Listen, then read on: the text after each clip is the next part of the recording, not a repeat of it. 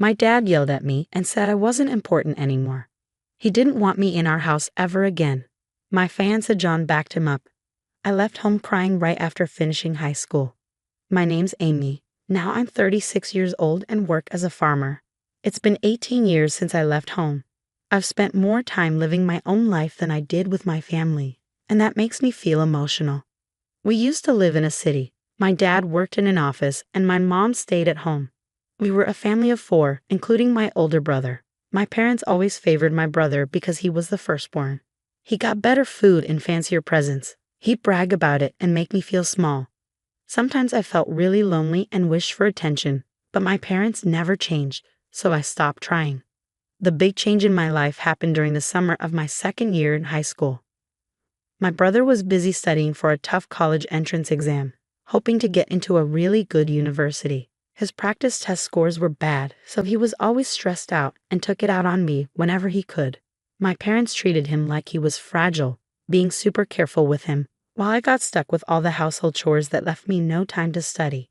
Even though I was doing better in school than my brother, they wanted to bring my grades down to make him feel better. It didn't make any sense.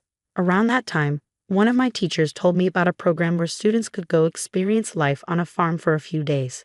We'd stay with a family who owned a farm, help with harvesting vegetables, cook together, and just live like country folks for a bit. Despite my family troubles, I decided to join the program. But my dad said, farming is only for people who can't get better jobs, and my mom laughed at me saying, "Are you crazy? You want to do manual labor and get all dirty?"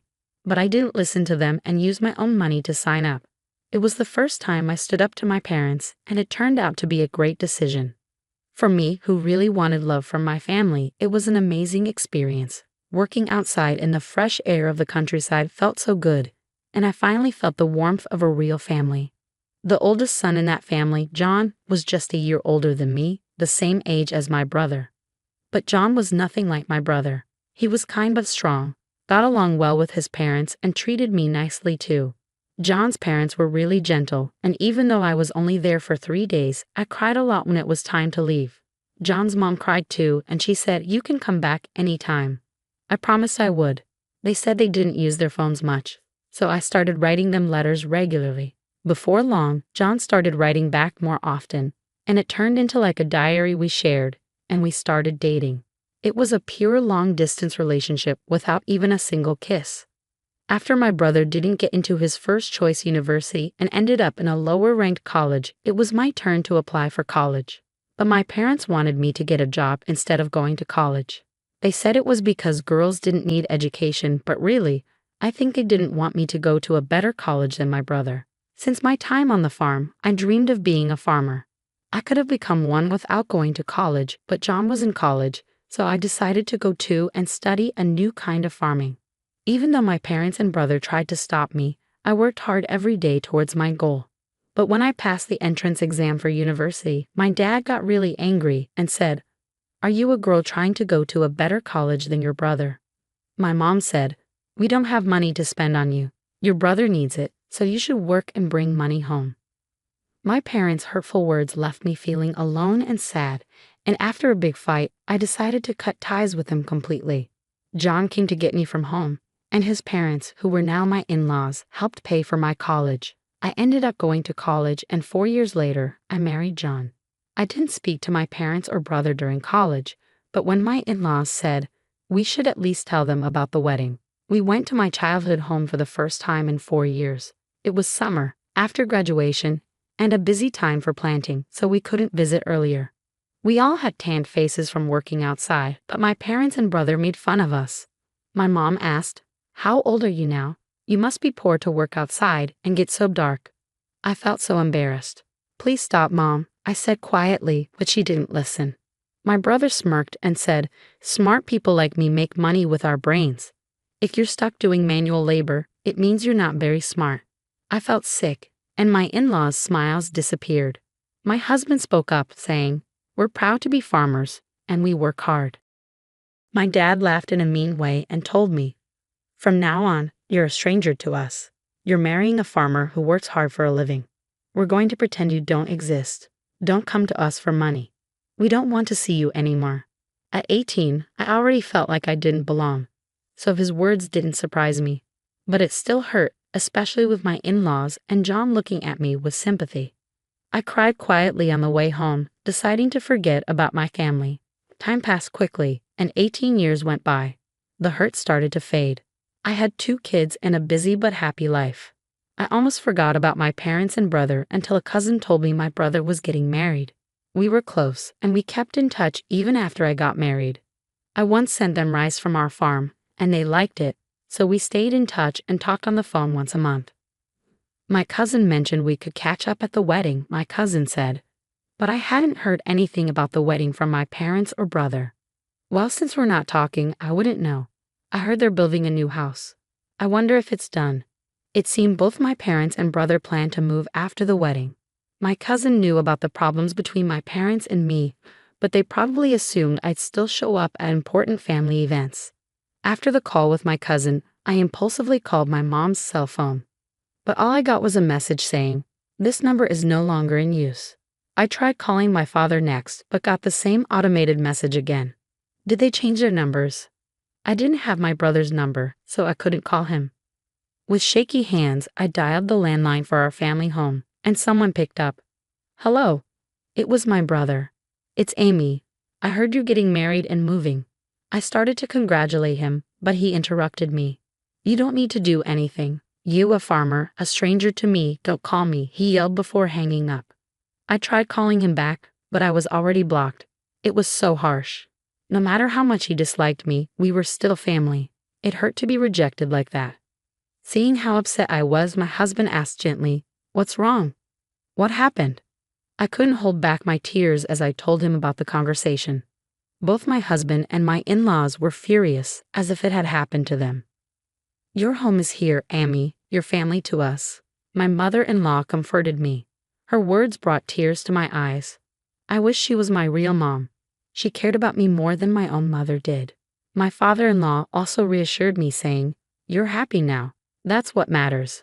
Don't let it hurt you. The one who stays positive wins." My husband added, "Let's learn from their mistakes and make sure we're different." Even our kids, unaware of the situation, hugged me tightly. "Thank you, everyone," I said, feeling the warmth in my heart.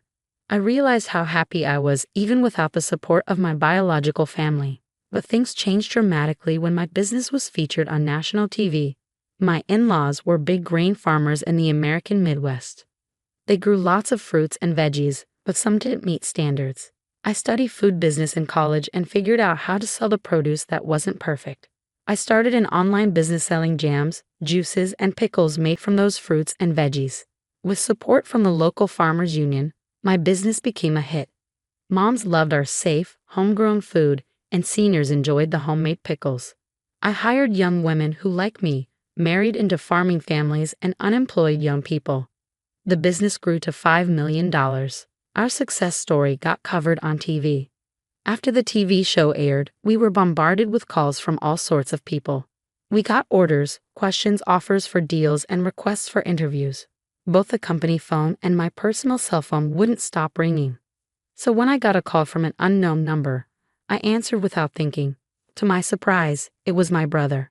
I figured he must have seen the TV feature and heard about my success. But without much of a hello, he said, "I'm thinking of starting a business. Can you lend me some money?" "Excuse me?" "Absolutely not," I replied firmly, feeling even more resolute. I coldly rejected his request and hung up. But he called again. "Stop arguing and give me the money. If a woman like you can start a business and make money, I'm sure I can do it too," he shouted relentlessly. "That's not how someone asking for a loan should act," I responded, baffled by his confidence. It was ironic because he was the one who had called me a stranger, just a simple farmer. Ignoring his request, I asked something that had been bothering me. "By the way, who decided not to tell me about the move?" "Huh. Obviously it was me, my wife. She's a city girl, you know. The moment I mentioned you, she suggested we cut ties. So that was the reason." I didn't want to hear more, so I hung up and blocked his number. It seemed like my brother's wife, whom I'd never met, had a similar attitude to my brother and parents. Realizing that my brother had seen me on TV probably meant my parents had too. A few hours later, I received another call from an unknown number, but it turned out to be my father. Why are you in charge? Did you take a man's job? He demanded. I replied, well, both John and my father-in-law are deeply involved in the farming business, so it's only natural. In fact, large-scale consolidation has become advantageous for somewhat larger farms. My father-in-law is the president of the local agricultural association, and John has incorporated his share as an in-law and is now the president of that corporation. Perhaps my explanation convinced him because then he asked, why haven't you been in touch? Feeling stunned, I replied, you're the one who disowned me. I'm ending this conversation now. And I hung up and blocked his number. A few minutes later, my mother called. Why won't you lend money to your brother? You're making $500 million a year, aren't you? Send money home. We're your real family. Have you forgotten all we've done for you, raising you up? Give us at least $300 million or at least $250 million. My mother was the most aggressive of all. Even though the business earns $500 million, that's the total revenue after paying for expenses and employee salaries.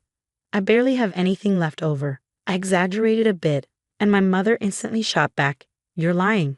That can't be true. Feeling increasingly frustrated, I couldn't believe my mother's persistent demands for money. I wondered if she had any shame. I'm not going to send you any money, whether I have it or not. We're strangers, I told her firmly before hanging up and blocking her number. I thought that would be the end of it, but I was mistaken. My parents, my brother, and his wife, whom I'd never met before, suddenly showed up uninvited at my in-laws' house. Hey, Amy, guess what? I'm taking back the disownment, my father announced. I was shocked at their desperation for money. My mother-in-law couldn't believe what was happening. Even my father-in-law and her were clearly uncomfortable, glaring at my parents in silence. The employees around us had gathered, looking shocked at my parents. My brother seemed to realize he wasn't welcome either. We're the real family, connected by blood. We deserve a share of your earnings too, he insisted. The woman with him, presumably his wife, nodded along in agreement. I was livid. No, that's not how it works. Even though we share blood, there's been no emotional connection. You treated me like a stranger and abandoned me, I said, feeling the old wounds of being rejected by my biological family reopening. Tears threatened to spill again. Just then, John came and stood by my side. Amy is part of our family now. Even if you haven't disowned her, we're perfectly happy without you. Please leave, he said firmly, defending me. The employees joined in, criticizing my parents together. We're with Amy. How dare you, they exclaimed in unison. As I thought, this is my true family, I felt a deep sense of happiness. But my brother's anger was growing. Shut up. Shut up, you country bumpkins. You're all uneducated trash. Aren't you supposed to obey us quietly? He raged. But John calmly responded, actually, both my father and I are Ivy League graduates, and Amy graduated from a prestigious agricultural university, revealing our educational background. What? With degrees from top universities, why are you farming? My brother exclaimed in disbelief. Maybe for my brother, graduating from a lower-ranked university was his only source of pride, and he likely didn't anticipate being outmatched in terms of education, I mused. John remained composed as he stated, farming is an honorable profession. We can apply what we've learned in college to it.